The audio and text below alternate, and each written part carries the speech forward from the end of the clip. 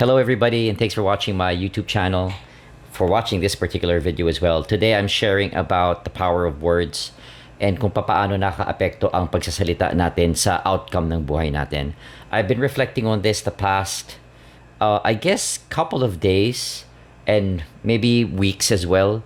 And I know ang dami sa atin, we are very quick to say certain words, say certain things, I'm myself included.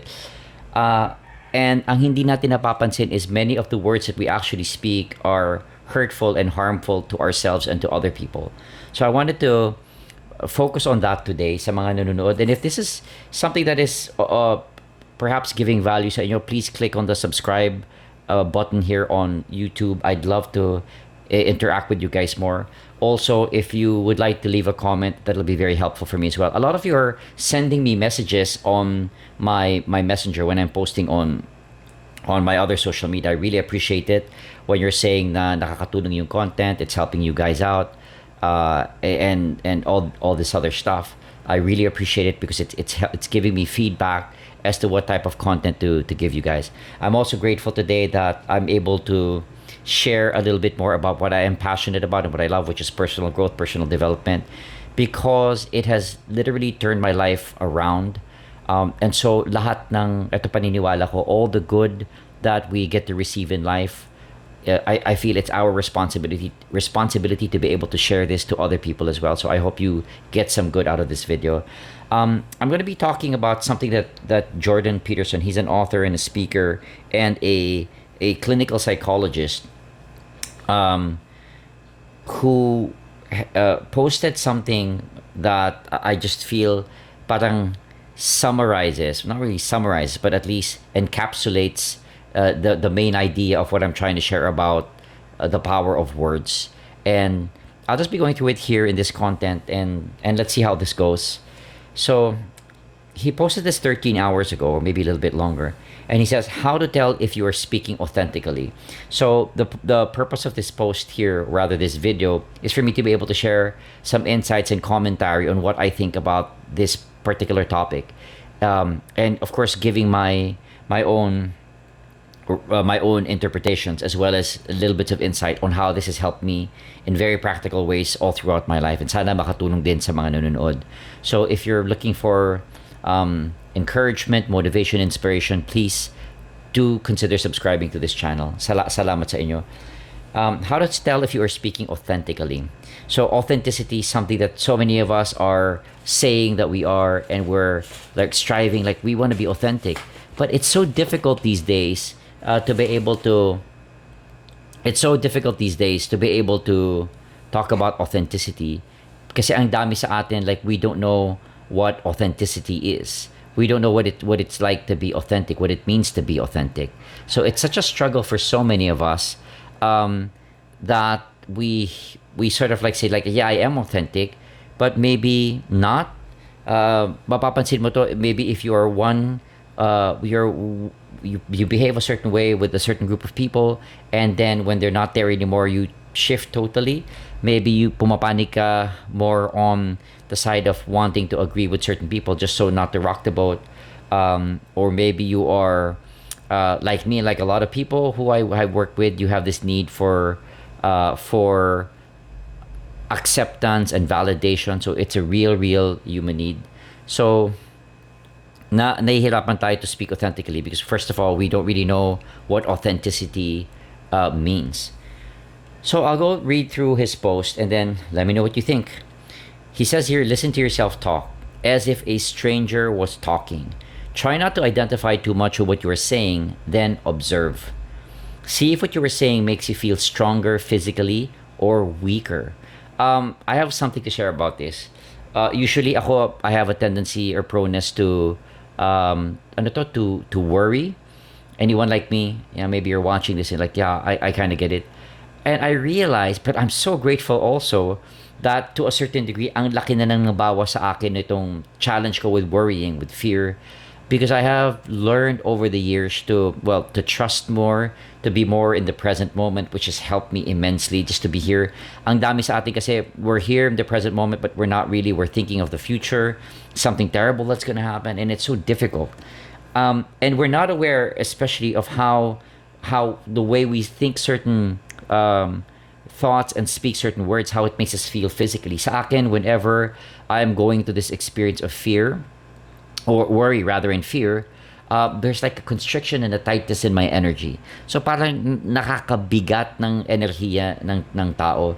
And I was also listening to something that Wallace Wattles wrote. Was it Wallace Wattles? No, sorry, it was Neville Goddard. He wrote this book called "The Feeling Is the Secret." It's such a powerful book. Sabi niya, never entertain anything negative, any worry or regret, because the moment that you start entertaining it and you start feeling it in your body, then you start recreating that experience over and over again in your life. So then it begs the question, paano, what if I am experiencing something negative or harsh or painful? What do I do then? What do I do now? I won't spend too much time on this today because I want to go through this content. But I always share in my programs, and it's something I practice well, is to acknowledge what it is that you're feeling, not deny it, but also start shifting it to the outcome that you want to be having. Because if you don't learn to shift, if you don't get to shift, ang mangyayari, many of us will just get paralyzed and we won't be able to come up with solutions, and we'll freeze.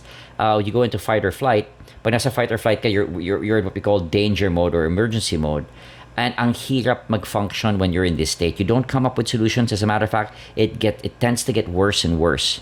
So it's so important to be able to acknowledge it, but also learn how to shift it and not stay in that low energy. So if it makes you feel weaker, stop saying it. So powerful.